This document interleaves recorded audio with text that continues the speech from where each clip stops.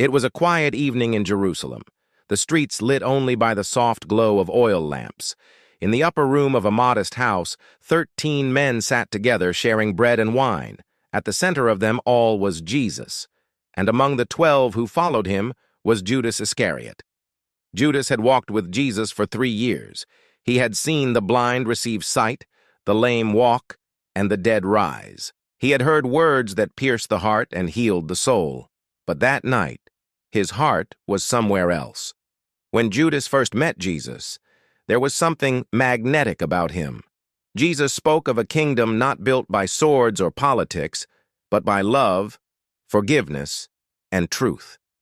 Judas saw the miracles, the crowds, the hope in people's eyes. Perhaps at first he believed. Perhaps he thought Jesus would lead Israel into freedom from Rome. But Judas's dreams were not the same as Jesus's mission. Still, Jesus loved him. He entrusted Judas with the group's money bag. He ate with him, walked with him, and prayed with him. Every day, Jesus extended the same friendship to Judas as to the others. Never once did he treat him as an outsider. But deep inside Judas's heart, disappointment began to grow. Jesus spoke of dying, not conquering. He chose humility over power. To Judas, this seemed like failure, and then came the whispers.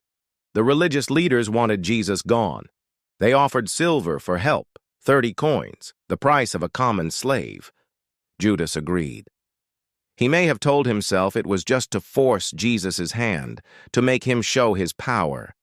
Or maybe it was simply greed. But betrayal had taken root. That night, as they reclined at the table, Jesus' eyes grew heavy with sorrow. He looked at his friends and said, "One of you will betray me."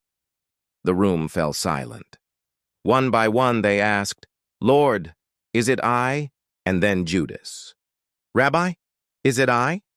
Jesus looked at him and quietly replied, "You have said it."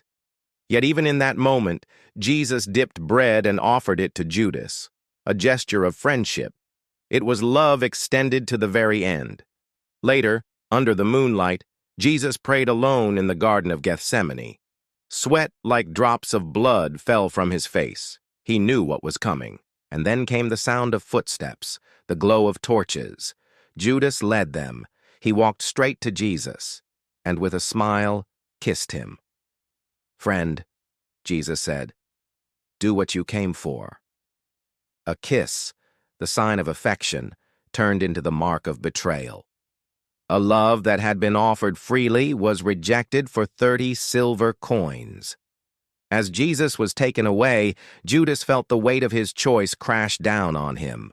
The coins, once shining with promise, now burned in his hands. He went back to the priests and threw them into the temple.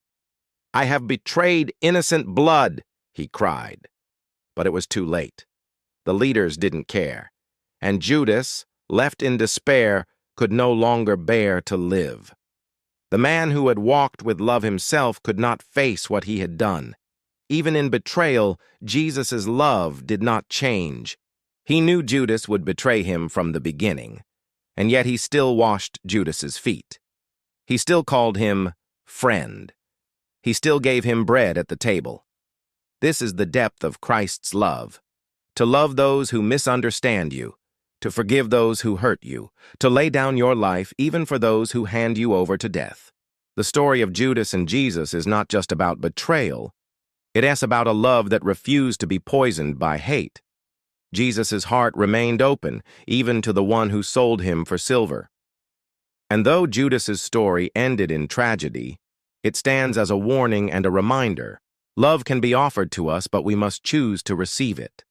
The night of betrayal became the night of salvation for the world.